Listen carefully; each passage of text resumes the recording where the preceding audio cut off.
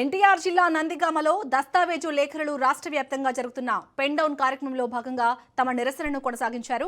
ప్రభుత్వం తీసుకొచ్చిన జీవో 396 ను వెంటనే రద్దు చేయాలని డిమాండ్ చేస్తూ ఒక్క స్లాట్ కూడా బుక్ కాకుండా స్వచ్ఛందంగా పెన్ డౌన్ చేపట్టారు.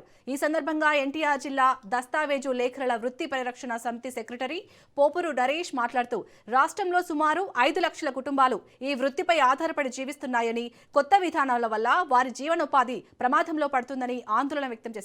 పీపీపీ విధానం అమలు చేయాలనుకుంటే దస్తావేజు లేఖలను కూడా భాగస్వామ్యం చేసి మెరుగైన సేవలు అందించాలని ప్రభుత్వాన్ని కోరారు. అనుభవం లేని వ్యక్తుల ద్వారా సేవా కేంద్రాల్లో రిజిస్ట్రేషన్లు నిర్వహిస్తే ప్రజల ఆస్తుల భద్రతకు ముప్పు ఏర్పడుతుందని హెచ్చరించారు. 100 ఏళ్లుగా కొనసాగుతున్న డాక్యుమెంట్ రైటర్ల అనుభవాన్ని గుర్తించి కొత్త లైసెన్సులు మంజూరు చేయాలని ప్రభుత్వాన్ని డిమాండ్ చేశారు.